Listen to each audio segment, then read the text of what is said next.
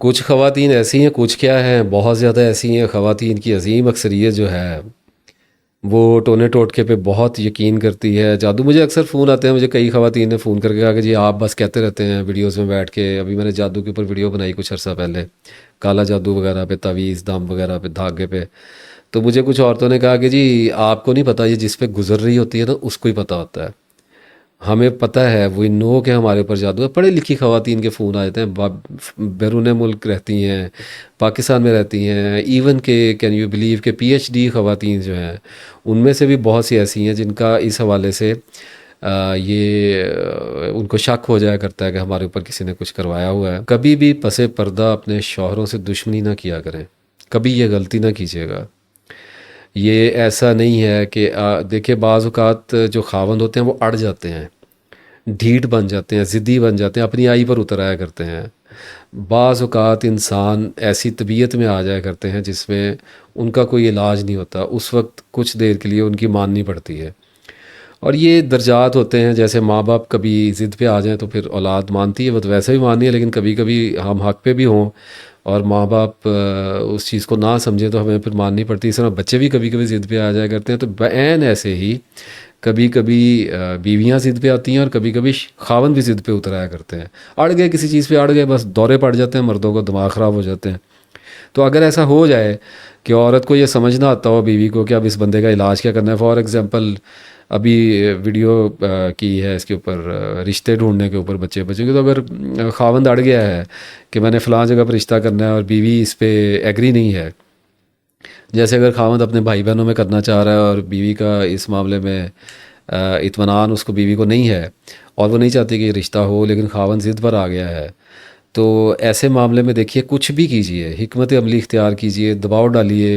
گھر میں تھوڑی بہت تلخی بھی ہو جاتی ہے، وہ بھی چلتی ہے، رشتہ داروں کو ڈالیے، ماں باپ کو ڈالیے، جو مرضی کیجیے. آپس میں ناراض ہو کے بیٹھے رہیے، جیسے بھی حل کرنا کیجیے.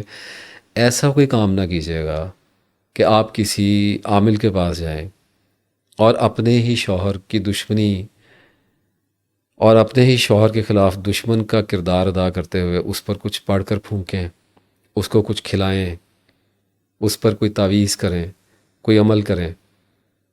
خدا کے لیے ایسی غلطی نہ کیجیے گا. دیکھیے میں ایسی خواتین سے میرا رابطہ ہو چکا ہے جنہوں نے خدا جانے اپنے شوہروں کو کھانے میں کیا کیا ملا کے کھلایا ہے اور کیا کیا ان کے پانیوں پہ پڑھ کر پھونکا ہے اور ان کے کپڑوں کے ساتھ کیا کیا کیا ہے اور ان کے بستروں کے نیچے کیا کیا رکھا ہے. خدا کے لیے ایسا ہرگز نہ کریں. اگر کوئی عورت اپنے شوہر پر جادو کرے گی، اپنے شوہر کے خلاف تعویذ دھاگا کرے گی، تو وہ کبھی بھی کامیاب نہیں ہوگی. اور میں آپ کو ایک اور بات بتا دوں، اللہ ایسی عورت کو ذلیل کر کے رکھ چھوڑے گا. ایسا مت کیجیے. کبھی بھی اپنے ہی گھر میں ایک جادوگر کا کردار ادا نہ کریں.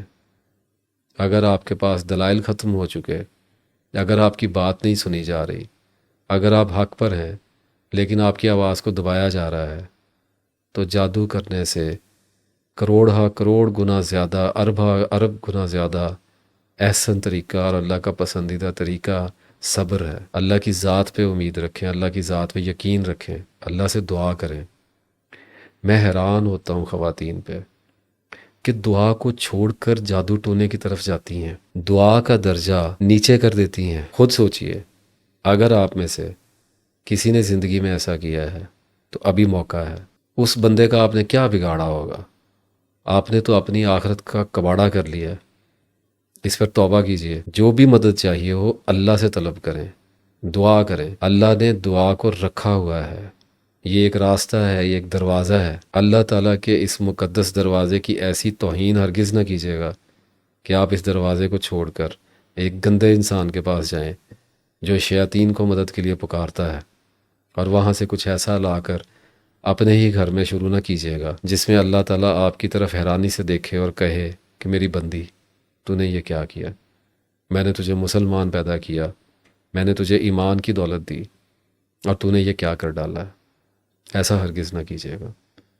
اللہ ایسے گناہوں کو بڑی مشکل سے پھر معاف کیا کرتا ہے، اور ایسے گناہوں کی توبہ اگر قبول بھی ہو جائے تو ان کے ڈیمیجز جو گھروں میں آ جاتے ہیں وہ بسا اوقات انسان کی موت تک اس کا پیچھا نہیں چھوڑتے۔ اپنوں کے دشمن نہ بنیے۔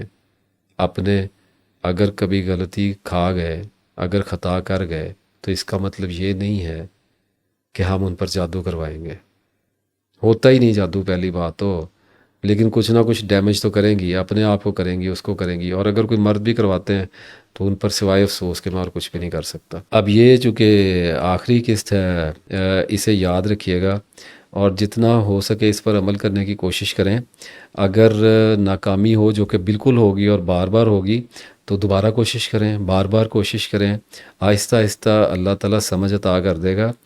یعنی وہی بات ہے نا کہ جس نے بچنا چاہا ہے اسے بچا لیا جائے گا، یعنی کہ پھر آخرت کی کامیابی کے ساتھ دنیا کی کامیابی بھی، اچھی دنیاوی زندگی بھی اللہ تعالیٰ عطا کرے گا، یعنی گریس عطا کی جائے گی، معزز کر دیا جائے گا۔ لیکن دیکھیں، یہ بات یہ ہوتی ہے کہ ایک تو لوگوں سے معافی مانگنے کی عادت ڈالیں، خاص طور پر میاں بیوی کے رشتے کی بات ہو رہی ہے آپس میں، تو ایک دوسرے سے معافی مانگنے کی عادت ڈالیں۔ اگر غلطی ہو گئی ہے، خطا کھا لی ہے، ایک دوسرے پر چڑھائی کر دی ہے، بول لیا ہے، چیخ لیا ہے، زیادتی کر دی ہے، تو جب غصہ اتر گیا ہے تو اس کے بعد معافی مانگیں اور دوسرے کو بتائیں کہ آئی واز رانگ، میری غلطی تھی اور میں اپنی غلطیوں کو درست کرنے کی طرف کوشش میں ہوں، مجھ سے ہوتا نہیں ہے لیکن میں کر لوں گا، تب تک کے لیے آپ مجھے معاف کریں، میرے سے یہ غلطی ہوئی، میں اس پہ شرمندہ ہوں۔ اس کو اللہ سے بھی توبہ کریں۔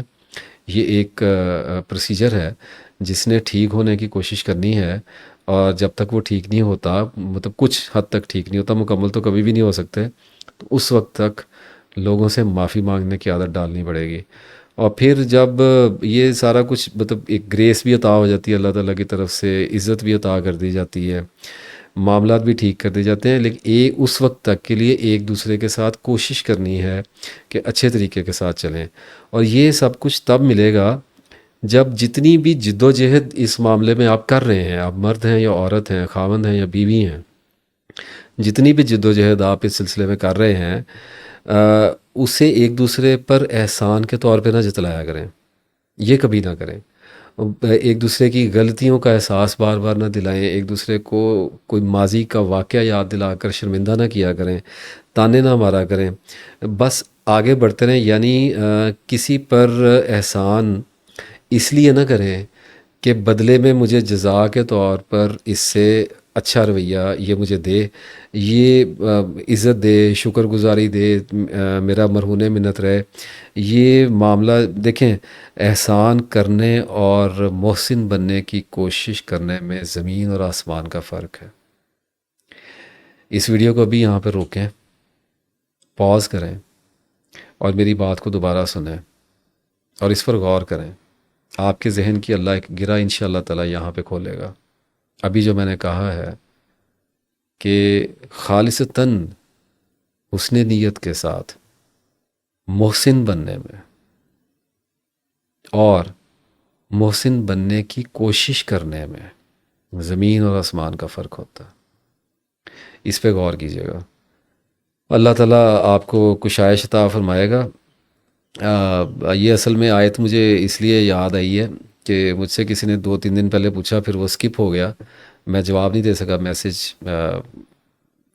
نیچے جا رہے ہوتے ہیں بڑی تیزی سے میرے واٹس ایپ کے، تو سورہ مائدہ کی آیت 6 ہے، وَلَا تَمْنُن تَسْتَكْثِرُوا، یعنی کہ اور زیادہ حاصل کرنے کے لیے احسان نہ کیا کرو۔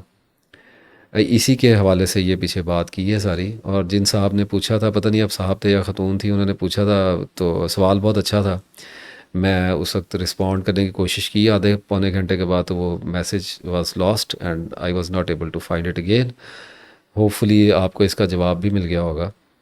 اور ایک دیکھیے، میاں بیوی کے تعلقات میں اور ساس سسر کے ساتھ تعلقات میں، رشتہ ناتوں کے ساتھ تعلقات میں، بھائی بہنوں کے ساتھ تعلقات میں، کوئی بھی تعلق ہو، کسی بھی نوعیت کا ہو، اس معاملے میں ایک سورہ حامیم سجدہ کی آیت ہے 34 اور 35، 34 اور 35۔ یہ مائل سٹون ہے، سنگ میل ہے، پوائنٹر ہے۔ صرف اس ایک آیت کو پکڑ لیجئے اور اس آیت کو جھنڈے کی طرح تھام لیجئے اور جتنی بھی میں نے یہ ساری تقریر اتنی لمبی کی ہے کیونکہ میں انسان ہوں، میرا کلام طویل ہے اور میری بات میں جھول ہے، اللہ تعالیٰ کا کلام مختصر ہے اور وسعت والا ہے۔ بسم اللہ الرحمن الرحیم۔ اور بھلائی اور برائی دونوں برابر نہیں، تم برائی کو بھلائی سے دور کرو، اور پھر وہی جس کے اور تمہارے درمیان دشمنی ہے ایسا ہو جائے گا جیسے وہ تمہارا گہرا دوست ہے۔ اور آگے فرمایا اللہ تعالیٰ نے، اور یہ بات انہی کو عطا ہوتی ہے جو صبر سے کام لیتے ہیں، اور یہ صرف اسی کو ملتی ہے جو بڑے نصیب والا ہے۔ اب یہ نصیب والے سے مراد یہاں پر بڑی ہمت والا ہے۔ صاف بات ہے جس کے نصیب میں ایسی کرامت ہوگی جو اس آیت میں بیان کی ہے اللہ تعالیٰ نے، وہ بلند ہمت والا ہوگا اور بہترین صبر کرنے والا ہوگا تو اس کو عطا ہوگی۔ یہی سارا ہمارا موضوع تھا ابھی جو جتنی بھی ہم نے سیریز کی ہے۔ اور اگر گھر کے حالات ٹھیک نہیں ہوتے، اگر بچوں کے ساتھ اور بیوی کے ساتھ کسی کو اسپیشلی مسائل کا شکار ہے کوئی، تو سورہ فرقان کی آیت 74 ہے، اے ہمارے رب تو ہمیں ہماری بیویوں اور اولاد سے آنکھوں کی ٹھنڈک عطا فرما اور ہمیں پرہیزگاروں کا امام بنا دے۔ تو اس کی تسبیح کیا کریں ایک روزانہ کی۔ بہت سی آیات اور مسنون دعائیں ہوتی ہیں جو آپ صلی اللہ علیہ وسلم نے بھی ہمیں تعلیم فرمائی ہیں۔